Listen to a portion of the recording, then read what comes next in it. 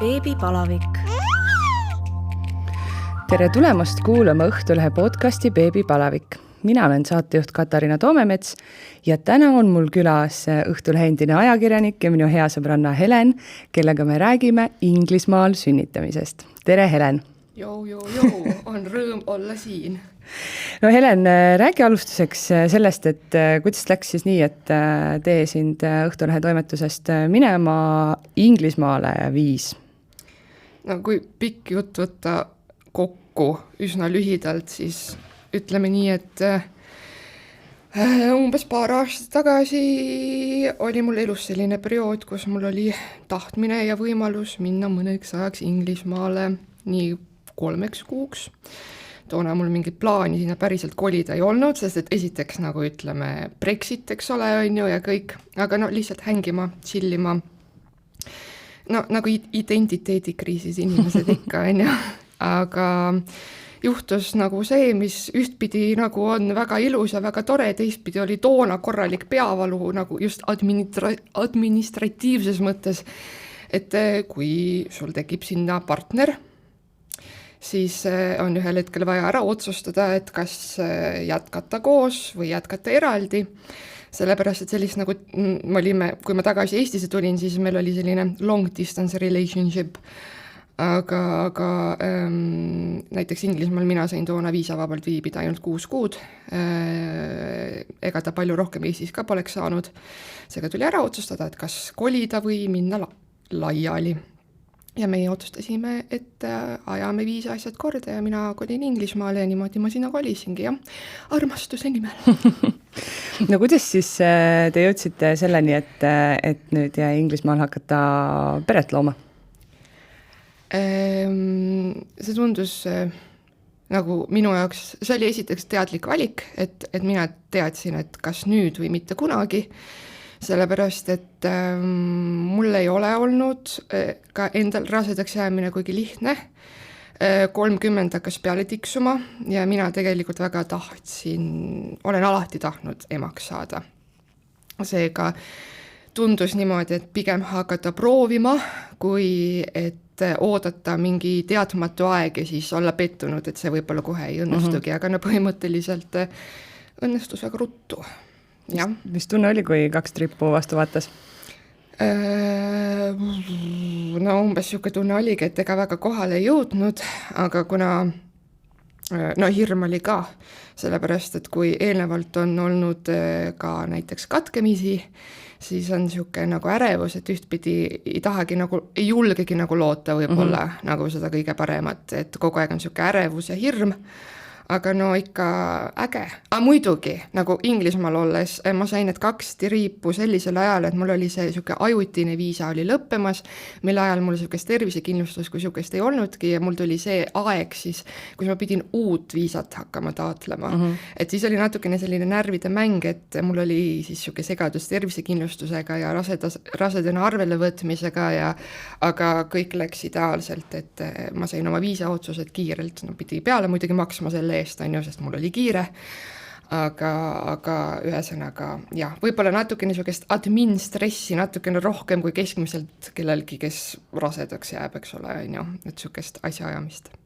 Kuidas see rasedusega arvele võtmine ja kõik see pool siis Inglismaal käib? Eestis on lihtne, lähed arsti juurde, kui on vist mingi 7-8 nädalat ja kas sulle, et palju õnne, paneme su kirja ja läheb, et kuidas seal on?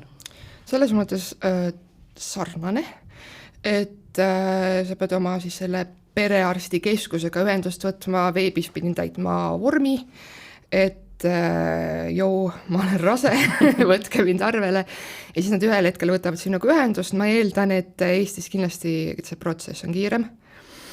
Et siin piirkonnas, kus mina elan, osad naised ootasid oma esimest seda siis booking appointmenti, kus siis põhimõtteliselt siis jah, sa saad emandaga kokku ja räägitakse umbes riskifaktoritest ja tervisest ja osad said alles 12. nädalal selle appointmendi.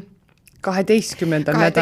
nädalal, samal nädalal, kui oli esimene ultraheli, mina sain umbes 9. nädala paiku, et see tõesti oleneb, jah. aga mis sa senikaua teed siis? Närveldad, kui tahad ultraheli, siis lähed kuskile erakasse, mina käisin ka sisuliselt mingisuguse muti juures, kes oma elutoas kändis rahvast, on ju, mis oli väga veider kogemus. Ongi see, et esiteks, et kuna ultrahelisid tehakse seal väga harva naistele, et ma saan aru, et Eestis vist on ka ainult 2 plaanilist, kui ma ei eksi, aga üldiselt ämmaemandad skännivad sind ikkagi nagu iga kord kuulavad südamele lööka. Aga sugust asja Inglismaal ei ole, et Inglismaal ämmaemand alates vist äkki 20. nädalast Doppleriga hakkab kuulama, aga seni sa käid, sisuliselt ega sa võib-olla nagu ei saa, võib juhtuda ka täitsa niimoodi, et sa ise arvad, et sa oled rase ja lähed 12. nädala luuhaasse ja siis ultrahelisse ja siis sulle öeldakse, et te luulu oled või, et see võib täiesti juhtuda, jah. Seepärast mina käisin ka erakliinikutes, et seda meelerahu saada. Kuidas nad sind siis arvele võtavad lihtsalt sinu sõna peale või ei tehta sulle seal kohapeal mingit rasedustesti või? Kuidas peaksid tuvastama seda kuidagi? Ma ei mäleta, et mul oleks sellel esimesel visiidil rasedustesti tehtud. Võib-olla ma eksin, aga toona mina kindlalt juba teadsin, sellepärast, et ma käisin seal ultraheli tegija juures ja toona tema midagi, kuna minul rasedustest näitas positiivselt, tema midagi ei näinud, siis peale selle, et mul olevat olnud vaagnas mingi vedeliku kogum, mis viitavad emakavälisele rasedusele, siis mind saadeti seetõttu kiirabisse, et välistada emakaväline rasedus ja seal nad ikkagi nagu tuvastasid lõpuks, et mul oli nagu päriselt rasedus, et õnneks nagu minul oli see meelerahu selleks hetkeks, kui mina läksin sinna esimesele ämmaemanda visiidile. Mina teadsin, et nüüd ma ei saa enam nagu segast peksta, on ju. Aga on jah neid naisi, kes hästi tihe on seal see, et rasedad naised ütlevad, et ma ei ole isegi kindel enam, kas ma olen rase. Sest et see kõik võtab nii kaua aega, jah. Millal siis sina erakliinikusse pöördusid ja kuidas mul on meeles see lugu vanaprouast, kes sind oma elutoas põhimõtteliselt üle vaatas, et kuidas see osa siis käis? No tead, mul on tagantjärgi väga keeruline selles mõttes selgitada, et mis täpselt toona juhtus, sest et tegelikult oli niimoodi, et mina sain oma positiivse rasedustesti mingil põhjusel umbes 4 nädalat, nagu mul oli 1 päev, ma sain positiivse rasedustesti, see test oli positiivne teine päev ka ja siis oli seal vahel 2 nädalat, kus mul ei olnud enam positiivset rasedustesti. Ja see tekitas minus nagu päris palju küsimusi ja tagantjärgi, mul on hormonaalseid probleeme aga tagantjärgi ei ole ka mitte keegi julgenud nagu seisukohta nagu avaldada, et mis täpselt juhtus, pigem öeldakse mulle, äkki oli vale positiivne, ma ei tea. Aga see oli siis see hetk, kui ma sinna erategija juurde läksin ja sinna vahele jäid siis kogu see emoskäik ja kõik see, et nagu ma enne ütlesin, et mul on varem olnud ka katkemine ja lihtsalt mina tundsin seda, et ma ei tahtnud ehku peal oodata, et pigem niipea, kui mul see test tuli, ma tahtsin tegeleda sellega ja näha, kuidas nagu lood on. Tagantjärgi tarkusena võib öelda, et võib-olla vahepeal on mõistlik oodata, sellepärast et toona tegelikult, kui nad mul sealt vaagnast seda vedelikku leidsid, siis tegelikult kõik oli hästi, mu rasedus oli tegelikult lihtsalt palju väiksem, kui oli arvata, sest et mul on nagu tsükliprobleemid ja aga hästi palju hirmu tekitas see, et meelerahu, mida ma otsima läksin, ma tegelikult ei saanud. Pigem oli selline mitu nädalat üsna kõva närveldamist. See tundub nii uskumatu, et kuidas nad siis need nädalad paika panevad või kuidas nad siis kontrollivad seda, et tõesti rasedus vastab suurusele? Ega nad alguses ei pannudki, nad panid paika selle raseduse nagu eeldava tsükli järgi, on ju, mis minul on alati lappes olnud ja ma ei uskunud seda siis ka toona, aga määrasid siis selle nagu lõpliku raseduse suuruse 12. nädala ultraheli uuringul, kui nad siis ütlesid mulle, et kui palju mul seda on. Ei olnud 12. nädala ultraheli uuring siis ka, aga kuna mul oli see emakavälise raseduse oht, siis see oli äkki 6. nädala ultraheli uuring, kui nad ütlesid mulle selle täpsema ja korrigeeris seda 12. nädala oma, aga ma tahan siin korral rõhutada, et need eelnevad ultraheli uuringud, mis ma sain, ma ei saanud neid sellepärast, et ma võtsin ennast rasedana arvele ja mul olid need ette nähtud, vaid selle ma sain seetõttu, et ma pöördusin erakorralise meditsiini osakonda emakavälise raseduse kahtlusega. Et need ei ole ette nähtud naistele, kes lihtsalt ennast rasedusena arvele võtavad. Sest et sel momendil, kui mina neid esimesi ultraheli uuringuid nagu erakorralise meditsiini raames sain, siis ma ei olnud tegelikult ametlikult veel rasedusega arvelgi. Jah. Et siin on nagu see vahe vahel, aga üldiselt on jah niimoodi, et 2 ultraheli uuringut, 12 ja 20 ja rohkem, see on nagu, kui sul ei ole just mingisuguseid suuri tüsistusi, mille tõttu sind 3. trimestril uuritakse, siis rohkem sa ei näegi. Seega see ongi nagu võimalik, et mingisugused tädid sind skännivad kuskil elutoas. Kuidas siis sa sinna elutoas skänniva tädini jõudsid ja kuidas see kogemus oli? Kuidas ma jõudsin, oli see, et ta oli lihtsalt mulle kõige lähem tädi, kes skännis. Ega mina ei arvanud, et ta mind oma elutoas skännib. Tal oli korralik koduleht, et umbes, eraemma-emand tule... Ei, mitte ämmakas, vaid on sonograaf, on ju vist, jah, kes sellega tegeleb, on ju, et kliinik, ja koduleht nägi välja nagu kliinik, mina enda meelest läksin kliinikusse, aga kui mind diivani peal istuma pandi ja siis nagu tõmmati nagu vaata need nagu mingid sirmid, vaata, tõmmati eest ära, ja oligi nagu vapsee kellegi elutubas, ma olin nagu mingi no eks ma nagu sõnakuulekalt istusin maha sinna aga hiljem ma rohkem ma sinna ei läinud, olgu ma öeldud, see oli nagu natukene, ja tead, kui ta ütles mulle seda, et äkki on emakaväline rasedus ka, et need emotsioonid olid lihtsalt sellised ka nagu, ma ei tea, hirm, segadus, nagu väga imelik.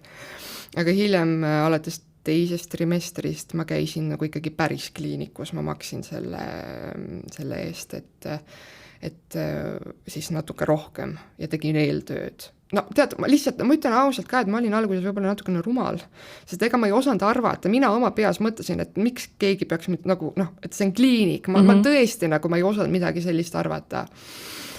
Aga no näed,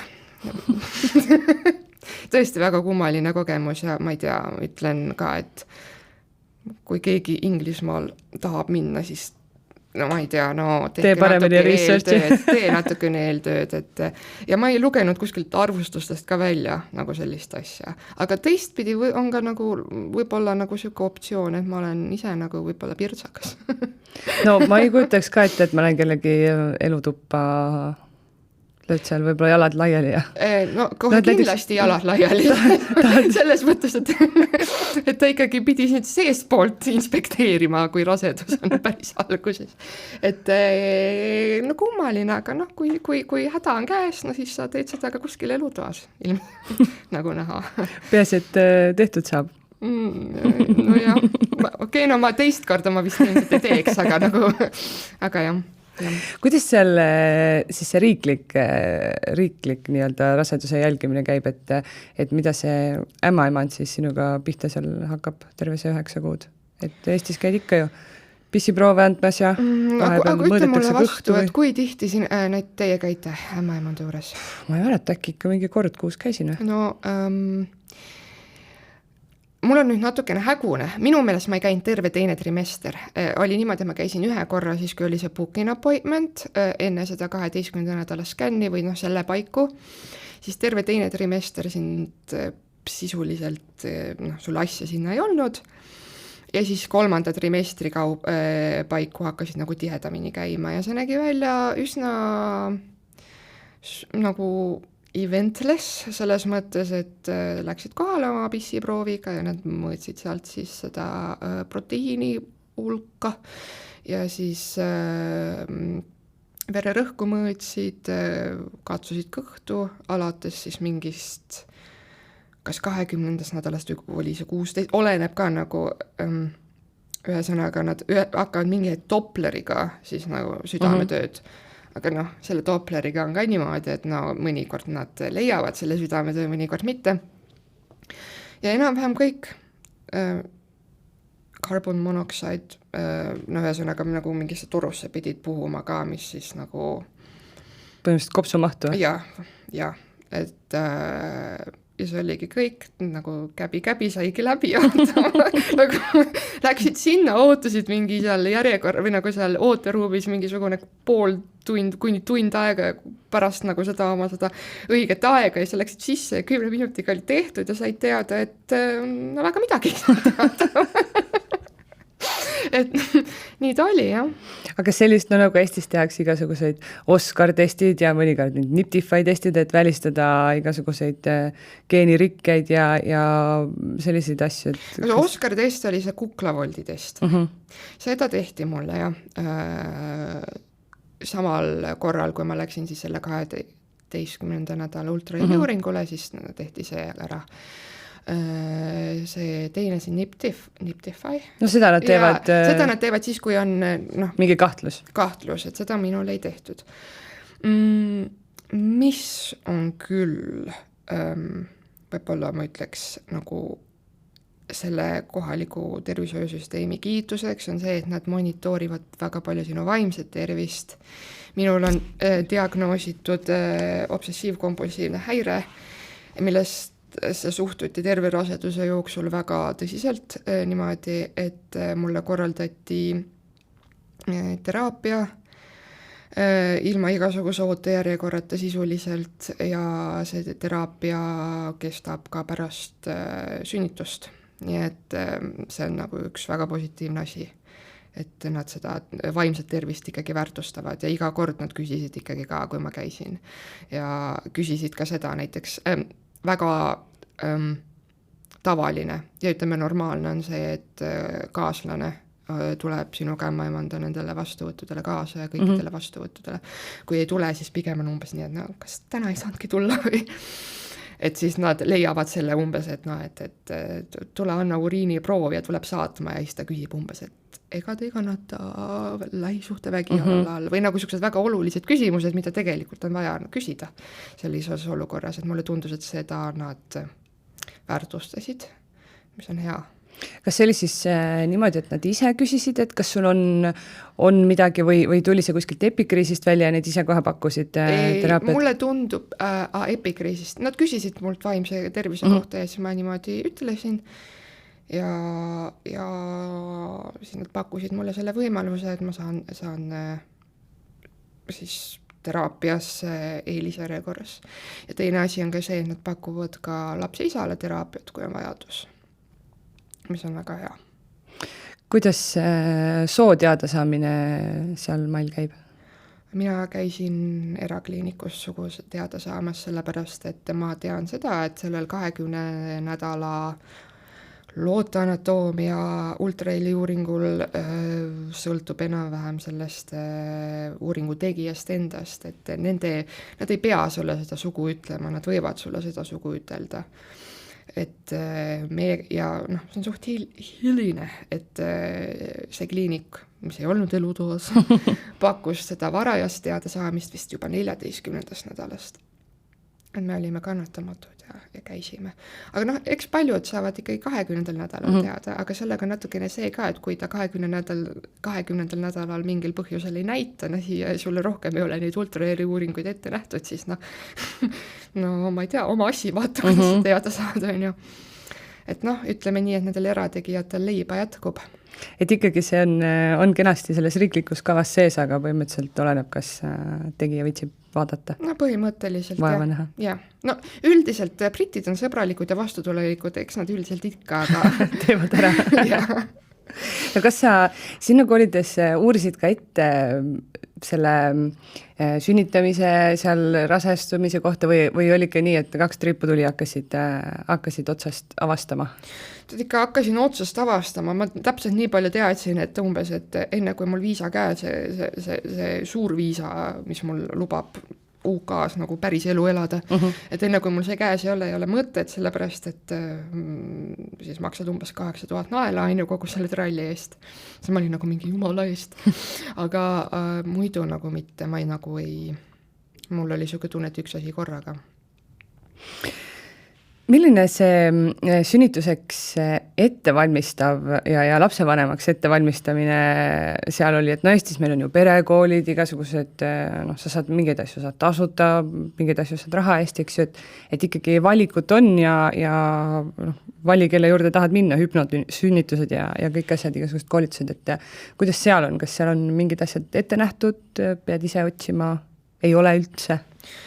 Seal oli mingisugune üsna kohtlane online-kursus, mis oli justkui nagu ette nähtud, ega noh, keegi sind vangi ei pannud, kui sa seda ei läbinud, mina läbisin sellelt ka vist ainult poole, sest et no see oli lihtsalt nagu siuke laptopist vaatasid seda, see oli nagu lihtsalt nii ebamugavalt üles ehitatud.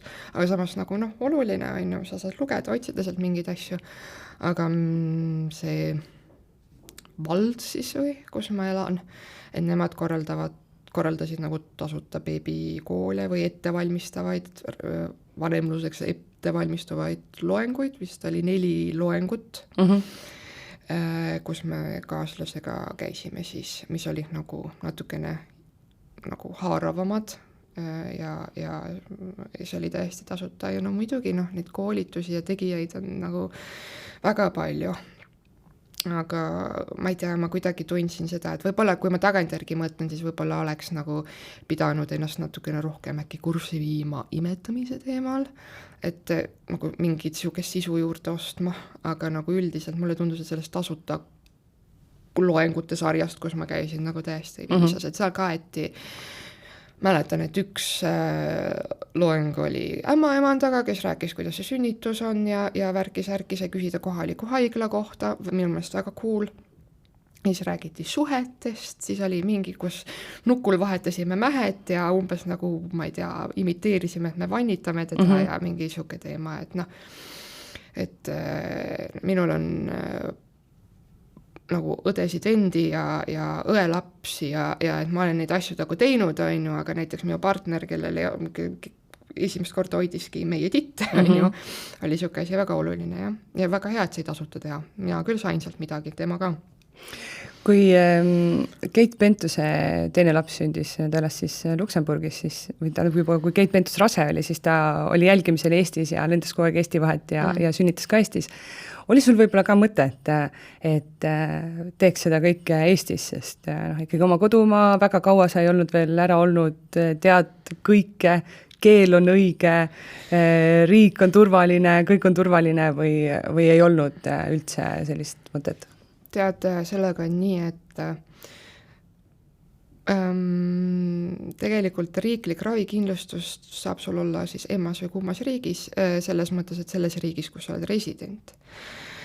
Ja siin tulevad ka viisaerisused, et Inglismaa ei asu Euroopa Liidus ja ma põhimõtteliselt selleks, et üldse omada õigust Inglismaal elada ja viisat taotleda, pidin ju olema kohalik resident, ma ei saanud olla kuidagi ühe jalaga Eestis, on ju.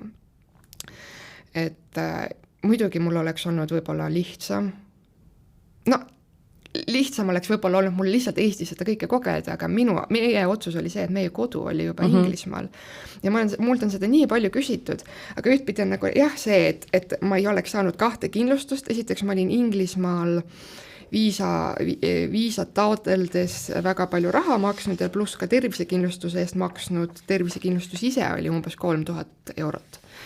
Et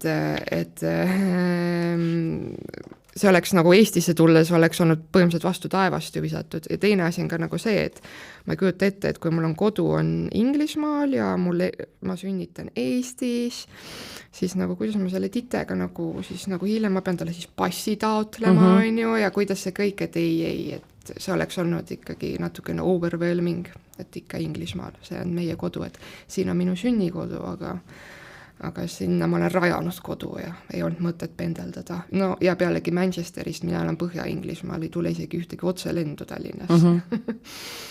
Et jah. Oleks kõva rändamine lihtsalt. Ja no ja lõpuks, kus ma tean, äkki on Inglismaal, siis tulevad veed ära ja varakult ja siis mis ma teen, ütleme mingi Finnairiga läbi Helsingi või nirisen, sorry. No milline sinu poja Quentini sünnilugu oli? Kuidas see päev, need päevad läksid? No ütleme nii, et nädalaid oli 36+6, kui ma õhtul hilja kleepisin Quentini toa seinale dinosauruseid ja siis kui ma selle teoga ühele poole jõudsin, siis ma ütlesin oma kaaslasele, et no vot, nüüd võib ta tulla küll, nüüd ma olen tema jaoks valmis. Ja siis öösel kell 5 või hommikul kell 5 järgmine päev, kui ma läksin öösel vetsu, siis märkasin üles ja oli nagu, nüüd tulid veed ära nagu pauhti. Ja long story short oli see, et veed tulid ära, aga sünnitegevus tükk aega ei alanud. 12 tundi hiljem läksin haiglasse, avatust oli ikka 1 sentimeeter ja läks esile kutsumiseks. See kõik võttis omajagu kaua aega. Ma täpselt ei tea, ma üritasin leida, kui kaua mu sünnitus kestis kohalikest või nagu sellest, kus mu sünnitusandmed on, kuskil pole kirjas. Aga vete puhkemisest kuni Quentini sünnini oli 40+ tundi. Ja sünnitus ise oli nagu, mis seal ikka, ma sain morfiini, ma sain epiduraali, ma sain kõike, vahepeal kettisin, siis anti selle vastu rohtu, onju. No mis tegi asja keeruliseks oli see, et mul oli tangisünnitus. Ma tean seda, et Eestis vist ei ole enam väga tavaline, et tehakse pigem vaakumiga. Mul oli tangisünnitus ja siis seal oli lahklihalõige ja whatnot, et ma olin ise nagu päris katki pärast seda sünnitust ja kaotasin üsna palju verd, aga kuna vete puhkemisest kuni Quentini siis ilmale jõudmiseni oli nii palju aega, siis ma sain paganas sepsise kah. Ja kuna minul oli see, siis sai Quentin selle ka ja siis me pidime olema haiglas. Üldiselt on niimoodi, et ma olin terve rasedusaeg, ma mõtlesin seda, et ma ei kuula, mida teised inimesed mulle ütlevad, et umbes, et sul saab olema nii, sul saab olema naa. Aga ma olin kogu aeg kuulnud seda, et Inglismaal lastakse naised koju juba mingi 6-12 tundi pärast sünnitust, et neid ei hoita sees eriti kaua. Ja ma olin sellega täiesti arvestanud. Ja siis, kui ma tuli välja, ma pean seal nädal aega olema, sest et meil oli üks igavene jaur. Quentin, kuna ta oli napilt 37 nädalat, siis tal oli väga tugev kollasus, niimoodi, et ta oli nädal aega sisuliselt nende lampide all, sai seda fototeraapiat. Meil olid mõlematel sepsis. Quentinil oli silmapõletik. Ma ei taha nagu ütelda, ma ei taha kõlada robustselt ja maakalt siin, aga sisuliselt mul oli 2 auku 9 saada. Ja ma arvan, et meie kuulajate seas on väga palju neid inimesi, kes on sama läbinud. Ja ütleme siis nii, et kui sa oled vaimselt mõelnud selle peale umbes, et mind raudselt hoitakse haiglas ainult mingi 24 tundi maks on ju, ja siis sa pead seal olema nädal aega ja su ainukene normaalne uni oli see 6 tundi, kui sul oli epiduraal. Ja siis sa oled nädal aega haiglas. Ma sain 7 päeva jooksul magada 5 tundi ja see 5 tundi nägi välja niimoodi, et ühel hetkel üks ämmaemandatest ütles, et sina pead nüüd magama ja võtsid minu kaaslase ja väikse Quentini ja viisid nad puhketuppa, õpetasid mu kaasa selle, kuidas pudelit anda, et mina saaksin natukenegi magada, et see haiglaeg oli absoluutselt kohutav blör minu jaoks. Et see sünnitus oli nagu mingi köki-möki, kuigi ega see ka väga köki-möki ei olnud, aga nagu kui ma mõtlen, et kumb oli hullem, kas see haiglasolek või see sünnitus, siis minu jaoks see haiglasolek oli raske. Et meie palat oli nagu läbikäigu hoov, iga tunni tagant umbes tuldi kas minu mingisuguseid vererõhkusid, kraadimisi, vereproovi tegema, siis tuldi Quentinit. Nii päeval kui öösel oli ikkagi nagu see uks kogu aeg käis lipa-lapa ja siis nagu kuidagi hästi ma ei tea, imelik oli see, et kogu aeg ütlesid mulle, sa pead puhkama, ja siis mul oli nagu mingi, aga millal ma puhkan, et kuidas, millal ma magan. Et pediaater jalutas ka sisse vahepeal mingi kell 3 öösel või midagi, et see oli nagu hästi selline keeruline aeg ja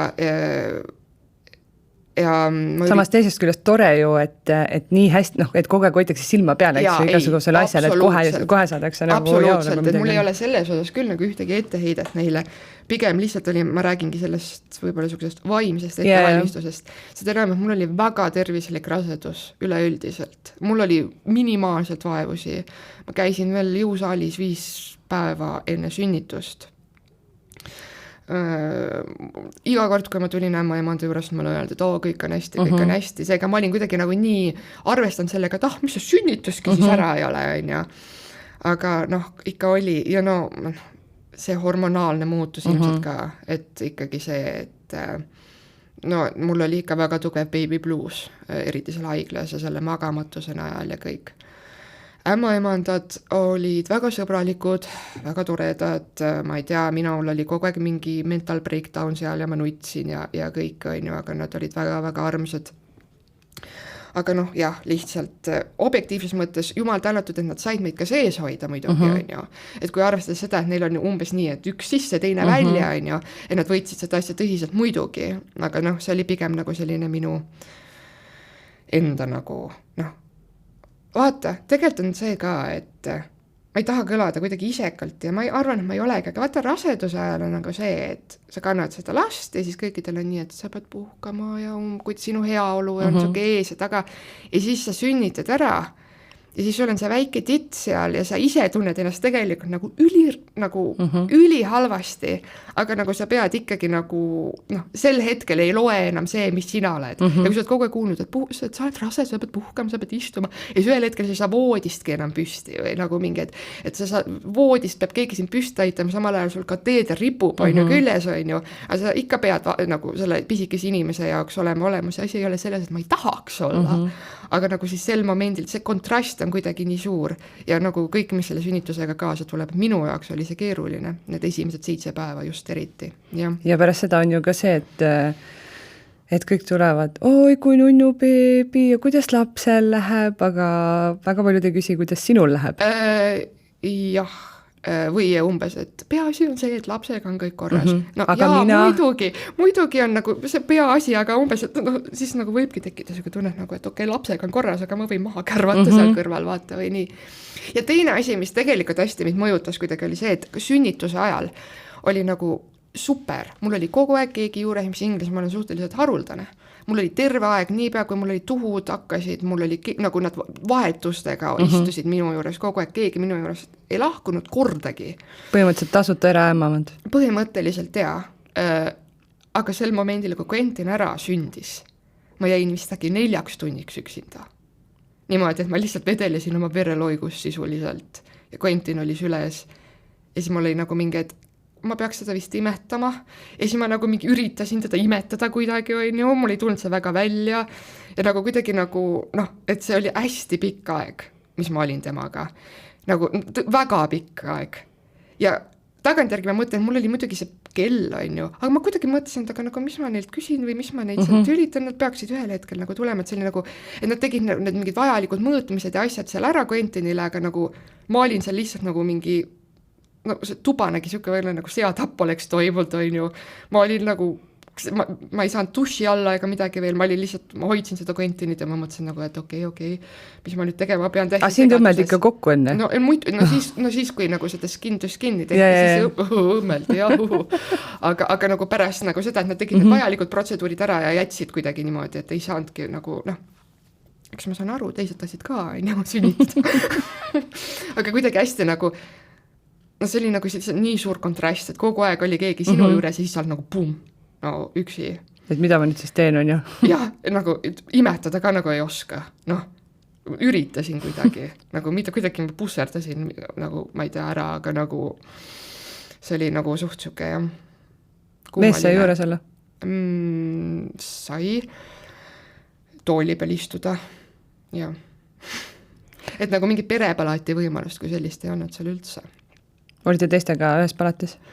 Või oli mingi privapalat? Pärast, sünnituse ajal, no see, kus me olime jupp aega nagu pärast poole, see oli see sünnituse samune palat, kus ma sünnitasin. Ja siis ühel hetkel, kui keegi halastas ja meile järgi tuli, siis meid viidi siis sinna, kus oli see ühine, et oli seal siis äkki mingi 6 voodit ja siis lihtsalt tõmmati need kardinad vahele. aga kuna meid siis, noh, seal me olime siis ühe öö, muidu oleks pidanud nagu kauem olema isegi, aga kuna siis nagu Quentinil oli see fototeraapia ja kõik, et siis meid pandi eraldi.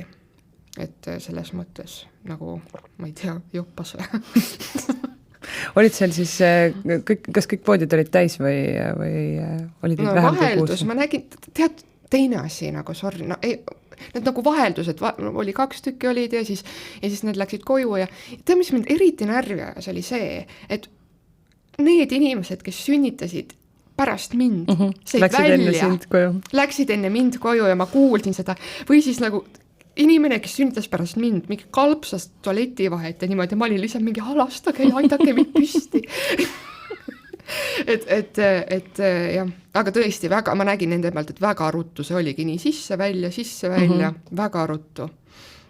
Kuidas seal see rahaline pool on, sa natuke enne juba mainisid seda, et noh, Eestis on rase naine ravikindlustatud ja kui saab vanemahüvitist, siis see jätkub, aga välismaal see vist nii lihtsasti ei käi. Kas sa pead tegema mingisuguse eraldi tervisekindlustuse, saad sa mingit riiklikud kindlustust või kuidas see pool on? No, Briti kodanikel, kes seal koha peal elavad, on selles osas muret, et neil on kõikidel tervisekindlustus kohalik olemas, NHS. No mina ei ole Briti kodanik, mina olen Eesti kodanik, ma olen Briti resident. Minul oli nii, et kui ma taotlesin seda viisat, mis mul lubab siis nagu elada Inglismaal, töötada, elada, õppida, teha seda sarnaseid asju, mida ka kodanikud, siis mina pidin maksma selle eest, see viisa kehti mul 2,5 aastat esialgu, kuni ma saan seda pikendada, ma maksin viisatasu pluss siis see NHS fee, mis on siis umbes 3000 eurot oli. Ja ma pean seda siis nüüd varsti uuesti maksma, kuniks siis ma siis saan selle staatuse, et ma ei pea oma viisasid uuendama. Kas see 3000 eurot siis kehtib täpselt sama kaua, kui see viisa sul esialgu? Et ma ei pidanud nagu sünnituse eest eraldi maksma ja midagi, aga noh, selleks, et ma üldse saaks nagu arsti abi võrdselt siis tavakodanikega, siis selle jaoks mina pidin maksma, jah. Kui palju see muidu oleks olnud, kui sa ei oleks saanud residendiks? Mõtled nagu, et kui mul ei ole umbes 8000 naela ma lugesin, et noh, ikka odavam oli resident Kas sa oled pärast huvi pärast ka vaadanud neid, noh kuskilt, ma tean, et Eestis saab vaadata või oma, ma ei tea, digiloost või kuskilt, et noh, et palju see sünnitus siis nii-öelda maksma läks, et on sul seda infot ka? Ma olen kuulnud, USAs on, ma ei tea, mingi pöörased 50 000 või 30 000. Jumal, see USA värk on siuke, et nagu kui kuules neid lugusid, siis ei julge üldse viriseda. Et see on ikka meeletu, ei siukest asja ei olnud ikkagi, jah. Aga noh, muidugi, noh, seal ikkagi on väga konveier meetod, et ma tean, et kui Eestis osad räägivad umbes mingite Eesti haiglate kohta või et umbes, et on nii konveier, siis ma arvan, et midagi nii konveierit ei ole nagu siin küll ei ole. Et Inglismaal on see ikka, noh, on nagu näha ka, et on tasuta. Kuidas vanemapuhkusega Inglismaal on? Kehvasti üldiselt. Meie mõistes kehvasti. Kui ma olen kohalikele rääkinud, et Eestis saab 1,5 aastat olla, siis on kõik nagu mingi, et miks sa siin oled.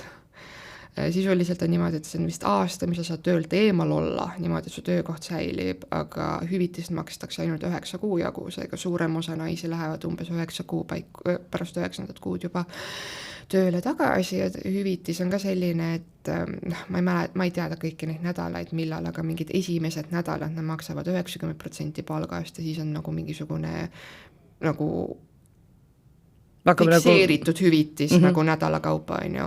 Et see on väga palju väiksem tugi, kui on Eestis naised saavad.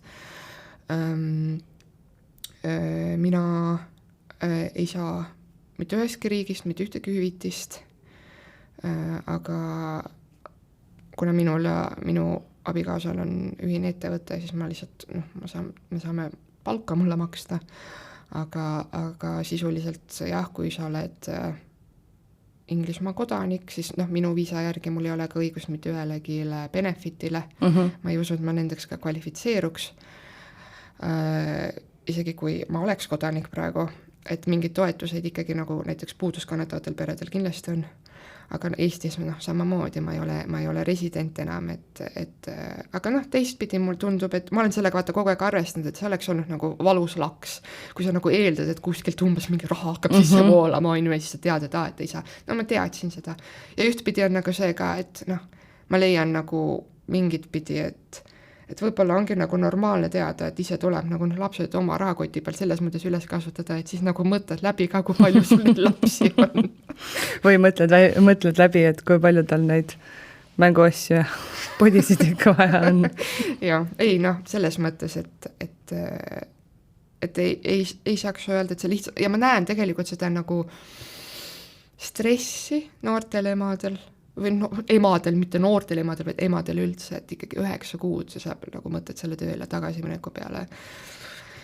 Et tehakse kõik endast olenev, et seda aega kuidagi pikendada ja see südamevalu, et sa pead siis panema lapse kuhugile nursery'sse ja kõik, et see on midagi nagu, et kui mul vähegi on võimalik, siis ma katsun ikkagi olla Quentiniga 1,5 aastat.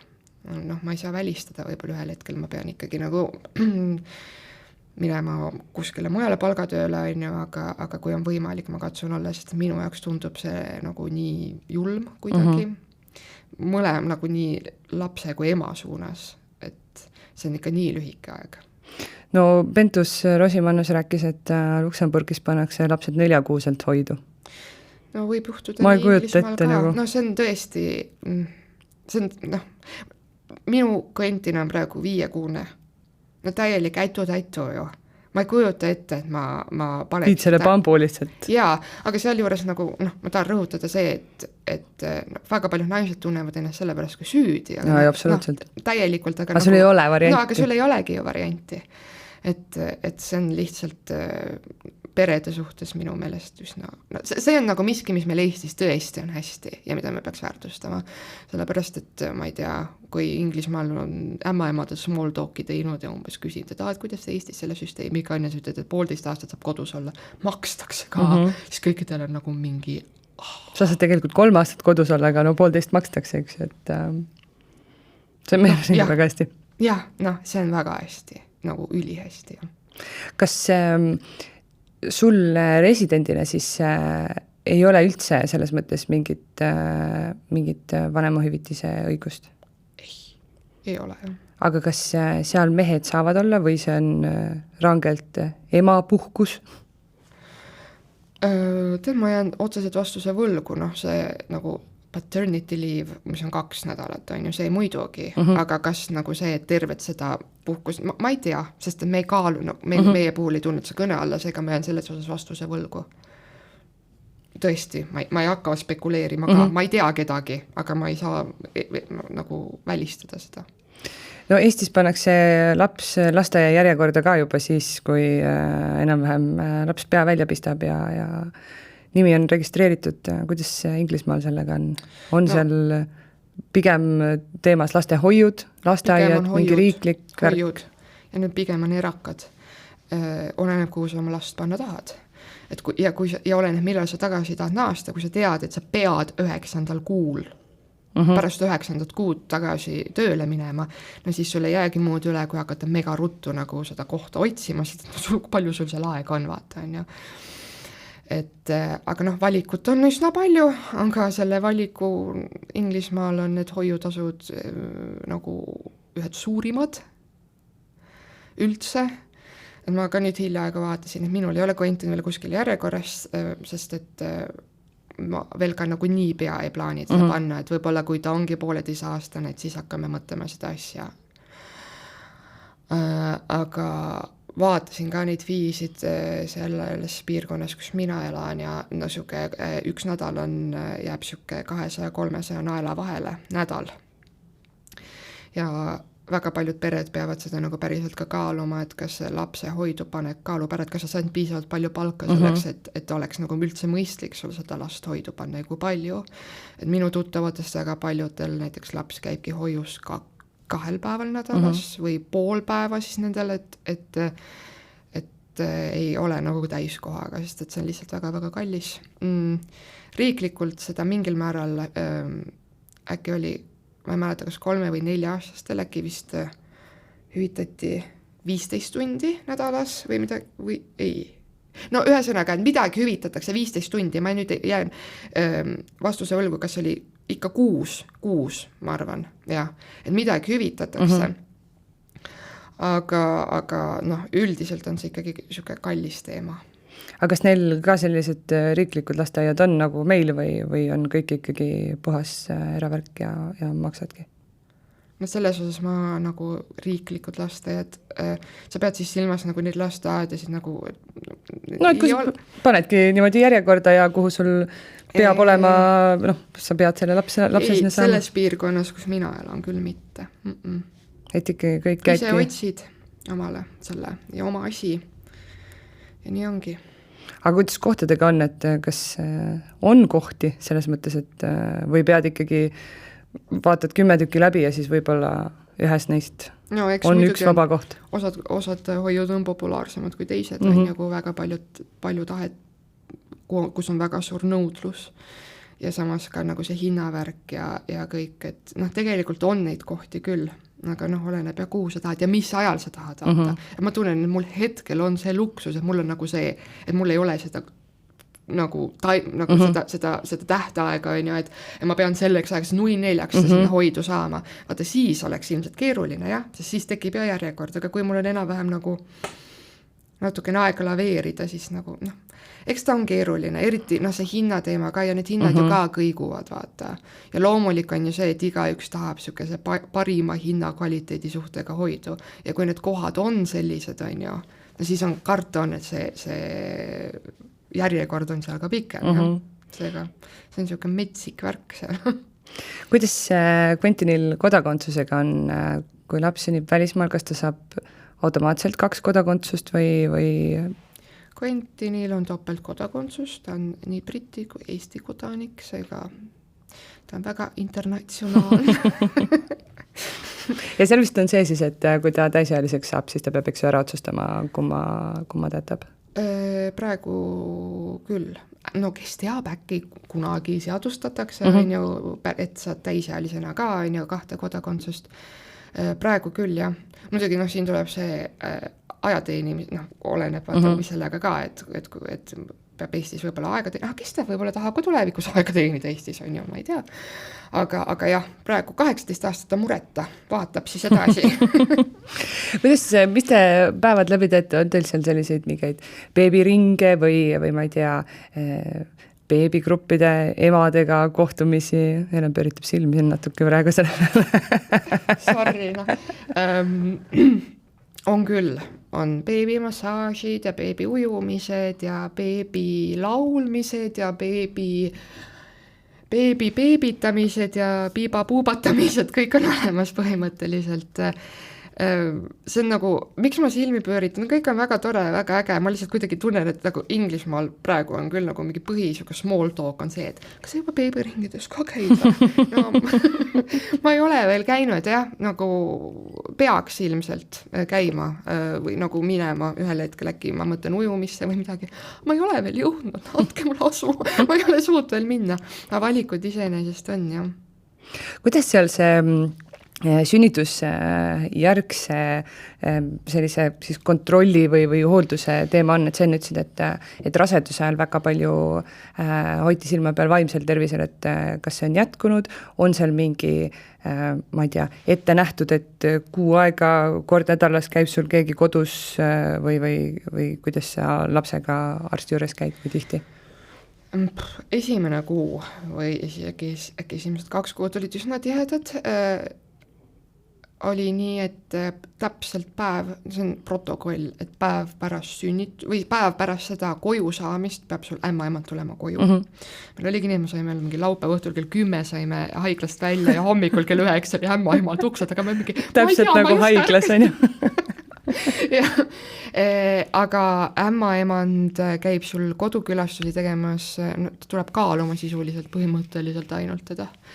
Et ta käib seni, kuniks ta siis ületab selle sünnikaalu ja siis võtab üle health visitor, kes siis tegeleb põhimõtteliselt kõige muuga, tuleb ka kaaluga sul koju, küsib vaimse tervise kohta, tuleb, sa pead talle näitama, kus laps magab, et ta magab ikka oma voodis, et sa jumala eest ei tee seda pattu, et sa temaga voodit jagad ja siis mingi värised umbes, kui natuke, kui noh, jah, pead näitama, siis ta loeb sulle, et tal on protokollid ette umbes, et räägib sulle seda juttu, et juua ei tohi, narksi ei tohi, ühes voodis ei tohi magada, on ju.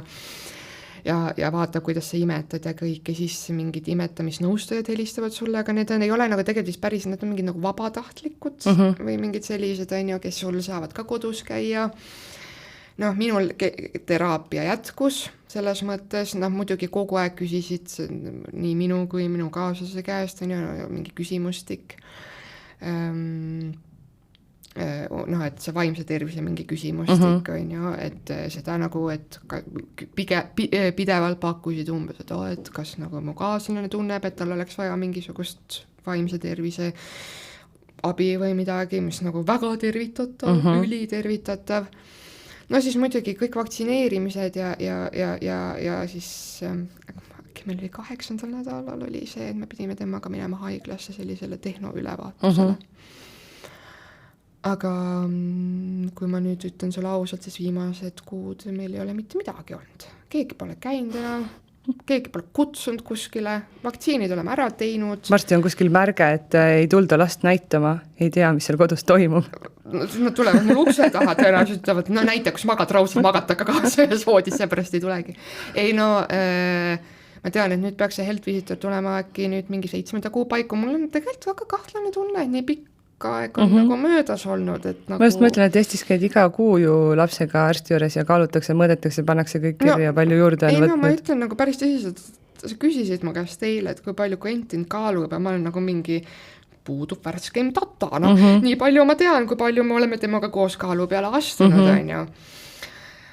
Et praegu on jah, nagu selline vaheseis olnud, mis on nagu natukene kummaline, aga praegu ei ole olnud ka nagu sellist väga nagu midagi väga ärevaks tegevat, et miks oleks vaja olnud minna, aga no ma tean, et see health visitor varsti tuleb. No muidugi, noh, vaktsiinid ja sellised asjad me oleme käinud, aga see on lihtsalt sa lähed, et ta teeb selle süsti ära ja nagu... Midagi muud ei tee. Midagi muud ei tee, jah. Et noh, jah. Mingite väiksemate asjadega me oleme lihtsalt perearsti juurde pöördunud ala nagu mingi näpirash, mis ei lähe no mis püsis liiga kaua või midagi siukest, aga nagu muidu no, neil pole väga aega tegeleda siukeste asjadega, mulle tundub. Lapsed kasvavad ise, arenevad ise. Kasvavad ise, arenevad ise ja no jah, no, mul juba nüüd hakkab nagu imelik. No 2 kuud on veel aega, siis saad värskema info pikkuste ja mõõtude kohta. Ei no pikkuse ei võita nüüd üldse, näiteks nad sünnitusel ei mõõtnud pikkust. Ja kui me küsisime, et kui pikka on, siis nad ütlesid, ei tea, me võime teile mõõdulindi tuua. Nad ei toonud. Mina ei tea, kui pikk ta oli. Oi, põlve pikkune ei olnud. No nüüd te tulite Eestisse külla ja selleks kindlasti oli ju dokumente ka vaja. Kuidas Inglismaal dokumentide taotlemine käib või kui ta on Eesti kodanik, kas siis saab kuidagi lihtsamalt, et ütled saatkonda, et meil on siin üks väike kodanik juures ja palun organiseerige? Eesti saatkond Londonis on väga kiire ja väga suurepärane, väga nagu ainult head sõnad neile. Selles mõttes, et see bürokraatia Inglismaal ise, mis puudutab lihtsalt seda puhtalt Inglismaalt bürokraatiat, on ikkagi nagu meeletu üleüldiselt. Et aga asjaajamine Eesti saatkonnaga on olnud väga tore, väga mõnus. Mis me tegema pidime, oli see, et kui me läksime Quentinit registreerima Inglismaal, et ta on sündinud, siis me saime tema sünnitunnistuse. Selle sünnitunnistuse me pidime saatma vastavasse asutusse postiga, et lasta see ära apostillida, mis on siis sisuliselt sellele sünnitunnistusele pandi siis selline nagu tšekk või midagi, niisugune külge kleebiti, et juurde, et see on ametlik dokument. Ja siis selle sünnitunnistuse koos minu ja minu kaaslase passi koopiatega me pidime saatma siis Eesti saatkonda Londonis. Et kui nagu see apostillimine, mis on nagu see UK-sisene, et sa saadad postiga seda ja sa ootad mingi meeletu aja, see võtab nagu tõesti nagu nädalaid aega. Siis nagu Eesti saatkonna sa saatsid selle ära, saad selle Royal Mailil teavituse, nad on kätte saanud, siis õhtul logid sisse, nad on juba rahvastikuregistrisse sisse kandnud ja siis hiljem saadavad dokumendi postiga tagasi, et väga kiire, väga hea. Ja siis samamoodi, ma saan siis talle, kui ta on rahvastikuregistrisse sisse kantud, siis ma läksin sinna iseteenindusse, taotlesin talle nii passi kui ID-kaarti, kõige raskem oli teha passipilti. Ja siis nad saatsid selle dokumendi, kui valmis sai Eestist aukonsulile Liverpooli, kuhu me pidime järgi minema.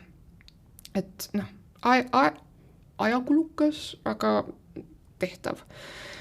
Inglismaal me pidime samamoodi siis minema talle passi taotlema eraldi, aga nagu seal oli see apostil, mille nagu põhimõtteliselt sama asutus on mulle sellele sünnitunnistusele külge pannud. See ametnik vaatas seda nagu kohkunud nagu mingi, ma ei tea, kitskino kuulutust ja rebis selle dokumendi küljest ära. Nagu umbes, et mis asi see veel on? Lihtsalt rebis nagu jumala naglalt ära. Jumal hea, et sul oli see juba kasutatud selleks, milleks seda vaja oli. Kord, kui Eestis mul peab küsima Quentini sünnitunnistus, ma pean kogu selle protsessi uuesti tegema ja see maksab ka. Et nagu, natukene kummaline. Et selles mõttes on nii, et teine asi, mille osas olla Eestis väga tänulik, on meie võimalused, süsteemid, Inglismaal sa selle tigupostiga ainult mingi palvetad ja närvad, ma isegi närve enam, mul on kõik närvid läbi juba. et Eestis on umbes see, et tuludeklar võtab nii kaua aega, ja see on nagu suurim stress, aga üldiselt, et kõik on nagu nii mugav, see on super. No reaalselt 2 tundi pärast lapse sündi logid sisse sinna ja registreerid sünni ära ja olemas. Normaalne selles mõttes, et aga see ei oli iseenesest mõistetav. Ma olen sellest aru saanud, jah. Helen, aga väga suur aitäh sulle, et sa tulid, jagasid oma kogemust ja nüüd saab siis igaüks otsustada, kas tahab ise Inglismaal sünnitada. Või siis vähemalt on kellelgi natuke kasulikku infot, mis teda seal ees ootab. On lihtsamaid viise sünnitamiseks, on lihtsamaid riike, on lihtsamaid teekondi, ütlen ära, aga eks kõik oleneb asjaoludest ja ma ei kahetse. Aitäh sulle ja aitäh kõigile kuulamast. Ja, suur tänu. Kuula Beebipalavikku üle nädala neljapäeviti Spotify'st, iTunes'ist või kust iganes oma podcastid leiad.